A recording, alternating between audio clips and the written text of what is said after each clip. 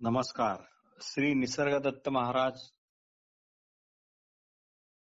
संदर्भ श्री ज्ञानेश्वरी भाग 153. भाग 153.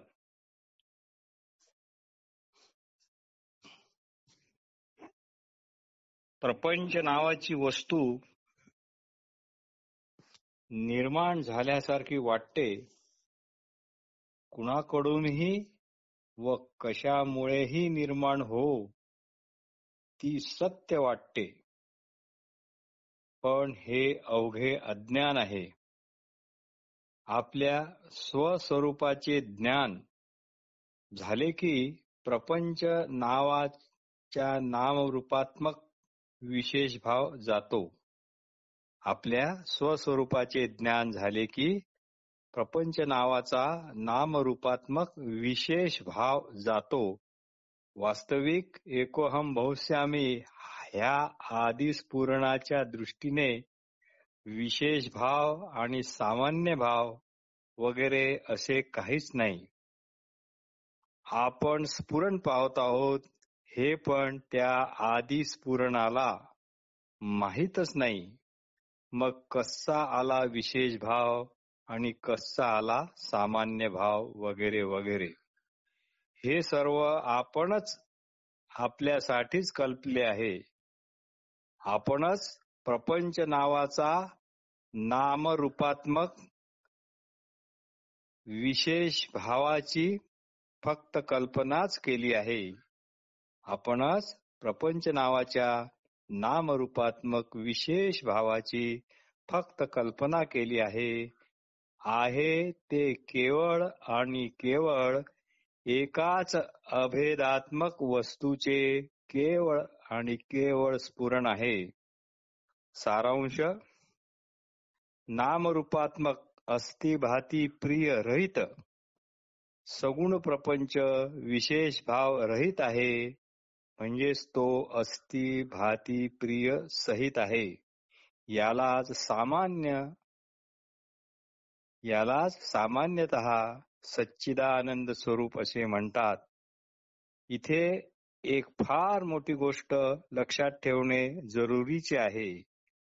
साप नाही, दोरी आहे हे कळताच सापाच्या नामरूपासह सापाची समूळ निवृत्ती होते. त्याप्रमाणे अज्ञानजन्य प्रपंचाची निवृत्ती होत नाही. त्याप्रमाणे अज्ञानजन्य प्रपंचाची निवृत्ती होत नाही. ती नामरूपे मिथ्या आहेत. म्हणजे याचा एवढाच अर्थ आहे की ती स्वतंत्र निराळी अशी सत्तावान नाहीत.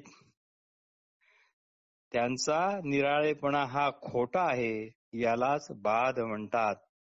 म्हणजे नामरूपे म्हणून तशीच राहतात. पण आता त्यांच्या ठिकाणची सत्यत्व बुद्धी जाते. याबाबत बस इतकेच म्हणता येते. जेणे सांगतयाचे बोलणे खुंटे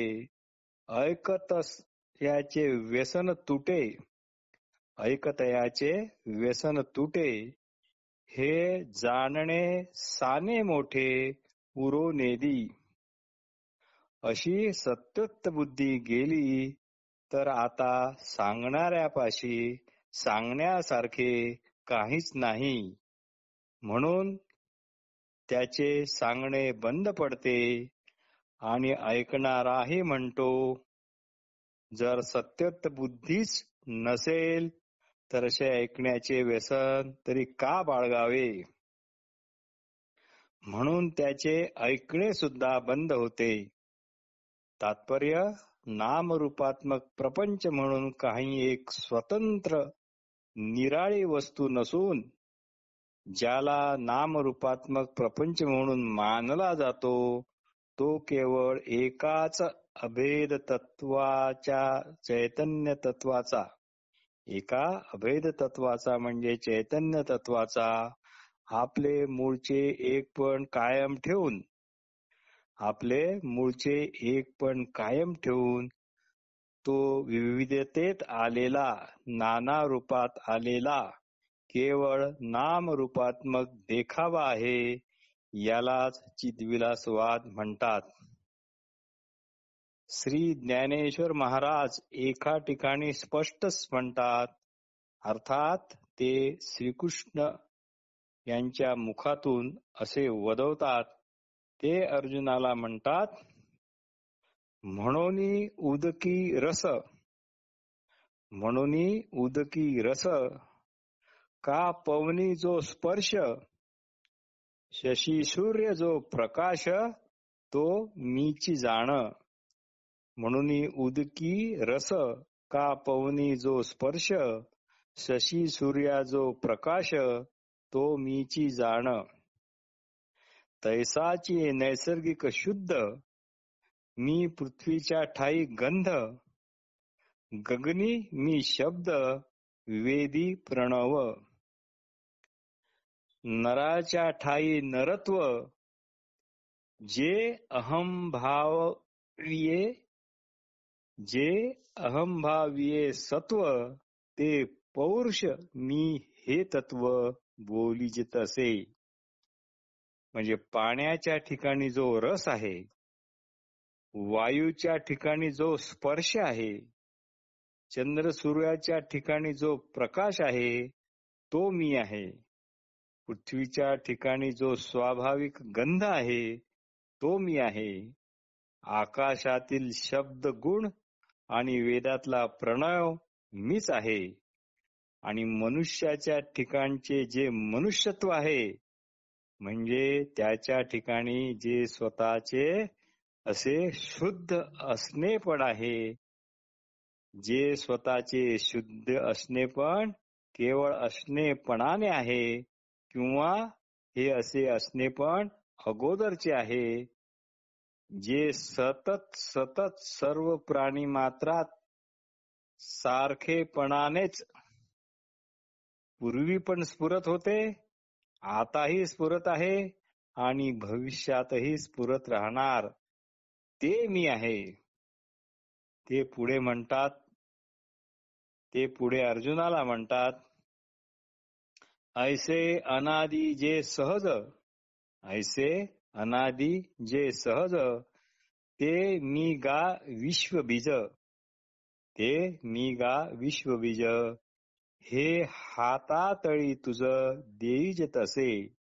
तात्पर्य, आपल्या ठिकाणचे आपले शुद्ध असे असणे पण हे वैयक्तिक अशा प्रकारचे नसून ते केवळ स्फुरण मात्र आहे. ते आपल्या ठिकाणी अवांछितरित्या आलेले आहे. ते अनादि आहे, म्हणजेच ते नित्य आहे, काळातीत आहे आणि स्वाभाविकच ते विश्वाचे एका अर्थाने बीज आहे. म्हणजे त्याच्या अगोदरपणावरच विश्व प्रपंच रचनेचा डोलारा उभा आहे. आपल्या अगोदरपणाकडे आपले लक्ष नाही, म्हणूनच साहजिकच आपले लक्ष अगोदरपणावर उभारल्या गेलेल्या नामरूपाकडे जाते व आपल्या असणेपणाचा, आपल्या अगोदरपणाचा विसर पडतो. या अशा विसरण्यालाच आपण अज्ञान म्हणतो, माया भ्रांती म्हणतो. म्हणजे पाण्यावर आलेले शेवाळच शुद्ध असणेपणा जो पाणी रूपाने आहे, तो दिसू देत नाही. ढग जमले की ते आपल्या काळ्याकुट्टपणात शुद्ध असणेपणाचा जे आभाळ रूपाने आहे, तो दिसू देत नाही. ढग जमले की ते आपल्याला काळ्याकुट्टपणात शुद्ध असणेपणा जो आभाळ रूपाने आहे, तोच दिसू देत नाही. परी उदकी झाली बाबुळी, ते उदकाते जैसे झाकोळी, का वायाची आभाळी आकाश लोपे. आपले स्वरूप आपल्यालाच विसरायला लावते. आपलेच स्वप्न आपलेच स्वप्न आपल्यालाच विसरायला लावते. आपल्याच डोळ्यात जे पडळ येते ते आपल्या डोळ्याचे देखणे पण गिळून टाकते. आपल्याच डोळ्यात जे पडळ येते ते आपल्याच डोळ्याचे देखणे पण गिळून टाकते. तात्पर्य, आपल्या स्नेहपणाकडे लक्ष असले, आपल्या अगोदरपणाकडे जर लक्ष दिले, तर नामरूपात्मक देखावा हा पण एकाच चित्शक्तीचा विलास आहे हे कळते. मग त्याला स्वतंत्र व वेगळे वस्तुत्व असे राहतच नाही.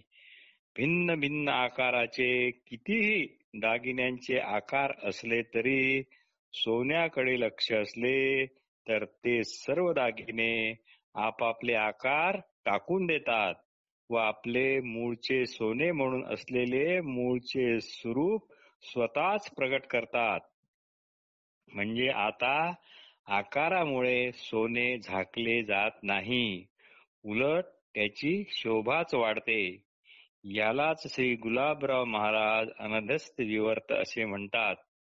तसेच मूळच्या पाणीपणाकडे लक्ष असले की तरंग कितीही येवो कितीही जावो, पाणी त्या आड लपत नाही, ते सदैव उघडेच असते. उलट तरंगामुळे पाण्याची शोभाच वाढते. जशी दागिन्याच्या आकारामुळे सोन्याला शोभा येते. ज्या विवर्तात मूळ अधिष्ठान झाकल्या जात नाही, ज्या विवर्तात मूळ अधिष्ठान झाकल्या जात नाही त्याला अनध्यस्त विवर्त म्हणतात. आणि ज्यात मूळ अधिष्ठान झाकल्या जाते त्याला अध्यस्त विवर्त म्हणतात. तरंग पाणी, दागिने सोने ही उदाहरणे अनध्यस्त विवर्ताची आहेत. आणि रज्जू सर्प, खांबाच्या ठिकाणी मनुष्याचा भास ही अध्यस्त विवर्ताची उदाहरणे आहेत.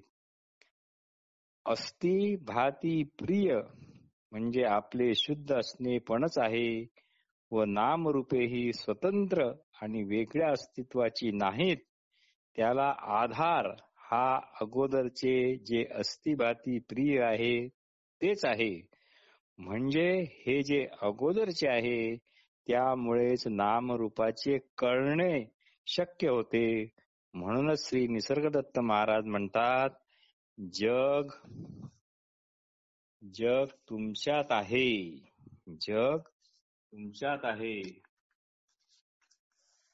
जगात तुम्ही नाही, तुम्ही जगात नाही आहात.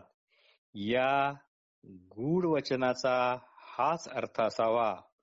म्हणजे तुम्ही आहात म्हणून जग आहे, जग आहे म्हणून तुम्ही नाही, हे ज्याचे त्याला चिंतन मनन केल्याखेरीज कदाचित कळू शकेल.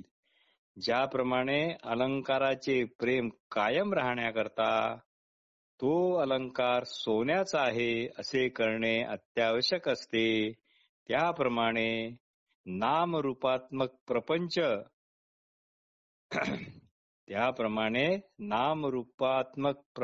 प्रपंच रचनाची उपेक्षा न करता, कारण उपेक्षा वृत्ती ही चांगली नाही, केवळ आपल्या स्नेहपणाने किंवा आपल्या अगोदरपणामुळेच ही सर्व प्रपंच रचना जाणणे शक्य झाले आहे हे निरंतर लक्षात ठेवावे. ती नामरूपात्मक प्रपंच रचना जर बिचारी जशी आहे तशीच आहे, तिला दोष देणे, तिची उपेक्षा करणे चांगले नाही. कारण उपेक्षा वृत्ती ही कदापिही कुठल्याही परिस्थितीत चांगली नाही. तुम्हीच त्या रचनेवर आपल्या इच्छा आकांक्षा थोपविल्या आहेत व स्वतःच गोंधळात पडून व्यर्थ नामरूपात्मक प्रपंच रचनेला दोष देत आहात, भले बुरे म्हणत आहात. नमस्कार.